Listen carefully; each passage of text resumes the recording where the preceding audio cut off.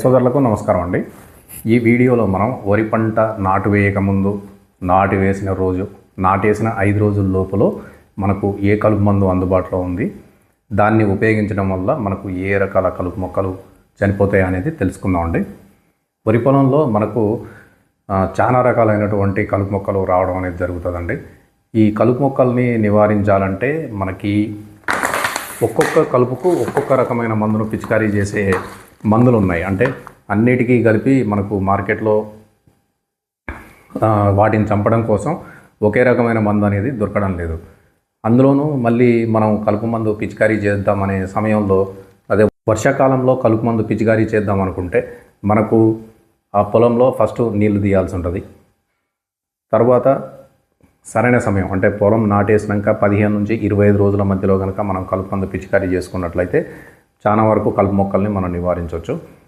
మళ్ళీ మనం మందు పిచికారీ చేద్దాం వానాకాలం అనుకున్నప్పుడు, ఒకవేళ ఈ 15 నుంచి 25 రోజుల సమయంలో ముసురులు బట్టి అనుకోండి, అంటే తుఫాన్లు అలాంటివి ఏమైనా వచ్చినాయి అనుకోండి, మనం పొలం నుంచి నీళ్లు తీసేయడం చాలా కష్టంగా ఉంటుంది. కాబట్టి అప్పుడు మనం సరైన సమయంలో కలుపు మందు పిచికారీ చేయకపోతే ఈ కలుపు మొక్కల ఉధృతి అనేది ఎక్కువగా పెరిగి మనం వేసినటువంటి ఎరువులు తర్వాత ఈ పురుగులకు, దోమలకు, తెగుళ్లకు ఆవాసాలుగా ఉంటాయి. కాబట్టి వాటిని రాకుండా మనం ముందే నివారించగలిగినట్లయితే మనకు పంటలో ప్రధాన శత్రువులైనటువంటి కలుపు మొక్కలు లేకుండా పంట మనం వేసినటువంటి ఎరువుల్ని సమర్థవంతంగా వినియోగించుకొని మనం మంచి దిగుబడి సాధించడానికి అనుకూలంగా ఉంటుంది.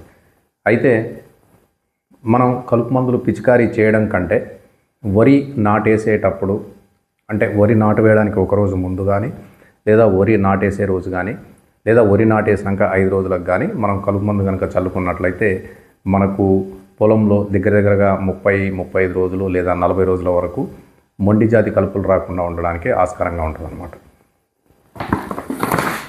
దానికోసం మనకు కంగ్రాట్స్ కంపెనీ వాళ్ళు లోనావాలా అనే మందును తీసుకురావడం జరిగింది.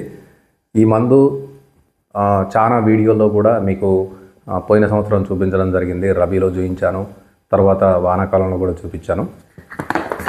ఈ లోనావాలా అనే మందును మనం ఏ విధంగా ఉపయోగించాలంటే, సపోజ్ ఈరోజు మనం పొలం నాటేస్తున్నాం అనుకోండి, అంటే ఈరోజు ఆదివారం అనుకోండి, ఈరోజు పొలం నాటేస్తున్నాం అంటే నిన్న అంటే శనివారము ఈ కలుపు మందు చల్లుకోవచ్చు, లేదంటే ఆదివారం అంటే నాటేసే రోజు చల్లుకోవచ్చు, లేదా నాటు వేసినాక 5 రోజుల తర్వాత కూడా మనం చల్లుకోవచ్చు. దీన్ని ఏ విధంగా ఉపయోగించాలంటే, మనం ఏదైనా అడుగు మందుతో అంటే డిఏపి కానీ, 28 కానీ, 14-35-14 కానీ, 10-26-26 కానీ, యూరియా కానీ, పొటాష్ కానీ ఏదన్నా ఒకదాంతో కలిపి మనం చల్లుకోవచ్చు, లేదంటే ఇసుకలో కలిపి చల్లుకోవచ్చు. ఇది ఉపయోగించేటప్పుడు మనం ఏం చేయాలంటే, పొలంలో అంగుళం నుంచి 2 అంగుళాల వరకు పక్కాగా నీళ్ళు ఉంచాలండి. ఈ మందు చల్లిన తర్వాత ఆ నీళ్ళని ప్రధాన పొలంలోంచి 2 రోజులు బయటికి పోకుండా కాపాడుకోవాలి. అప్పుడు ఏం జరుగుతుందంటే, ఈ కలుపు మందు యొక్క రసాయన మిశ్రమం ఏదైతే ఉంటుందో ఇది భూమి లోపలలోకి వెళ్ళిపోయి కలుపు మొక్కలకు సంబంధించినటువంటి విత్తనాలు ఏమైతే ఉంటాయో వాటికి ఆక్సిజన్ అందకుండా చేసి ఆ కలుపు మొక్కల విత్తనాలు అనేవి మొలకెత్తకుండా చేస్తుంది అన్నమాట.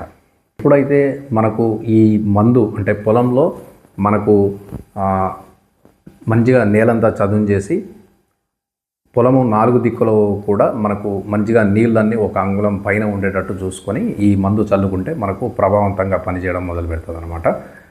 అయితే ఈ మందును నాట్లేసిన వరిలోనే కాకుండా మేము పోయిన సంవత్సరము దగ్గర ఒక 4-5 రైతుల వీడియోలు కూడా చూపించడం జరిగింది. ఒకవేళ ఇదే మందును కనుక మనం వెదజల్లిన వరిలో వాడాలి అనుకుంటే, మనం దమ్ము చేసి కరిగట్లు చేస్తామంటే గొర్రు లాగుదాం కదా, దమ్ము చేసిన రోజు కానీ, గొర్రు తోలిన రోజు కానీ, అంటే పొలంలో మనం విత్తనాలు చల్లడానికి 2 రోజుల ముందు లేదా 3 రోజుల ముందు ఈ కలుపు మందు చల్లుకొని ఆ కలుపు మందు నీళ్లను భూమి లోపలికి ఇంకేటట్టు చేస్తే మనకు చాలా రోజుల వరకు కలుపులు రాకుండా ఉంటాయి. అదేవిధంగా డ్రమ్ సీడ్లో కూడా అడిగారు నన్ను చాలామంది. డ్రమ్ సీడ్ కూడా మనం ఏం చేస్తామంటే, దమ్ము చేసి గొర్రు తోలుతాం కదండి, దమ్ము చేసిన రోజు లేదా గొర్రు తోలిన రోజు ఈ కలుపు మందును చల్లుకొని మనం పొలంలో నీళ్లు అట్నే 2 రోజులు ఉంచిన తర్వాత డ్రమ్ము లాక్కున్నట్లయితే మనకు చాలా రోజుల వరకు కలుపు మొక్కలు రాకుండా కాపాడుకోవచ్చు.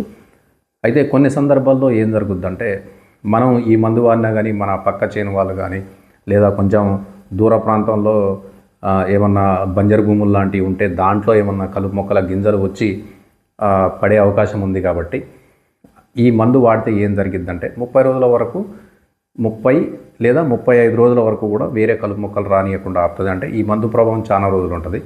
తర్వాత ఏమన్నా వచ్చి పడ్డాయి అనుకోండి, అప్పుడు మనం తక్కువ రేటు మందులు కొట్టుకున్నా కానీ సరిపోద్ది అనమాట. అంటే ఇది డ్రమ్ సీడ్ మరియు వెదజల్లిన వరికి చెప్తున్నాను నేను.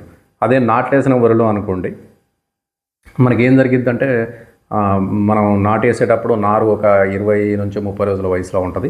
తర్వాత ఈ మందు మనం ప్రధాన పొలంలో జల్లినప్పుడు 30-35 రోజులు పనిచేస్తుంది. కాబట్టి దగ్గరగా అప్పుడు పొలం అనేది మనకు చిరుపొట్ట దశకు వస్తుంది. కాబట్టి అప్పుడు కలుపు మొక్కలు ఏమైనా వచ్చినా కానీ అంతగా ప్రభావం చూపించవు.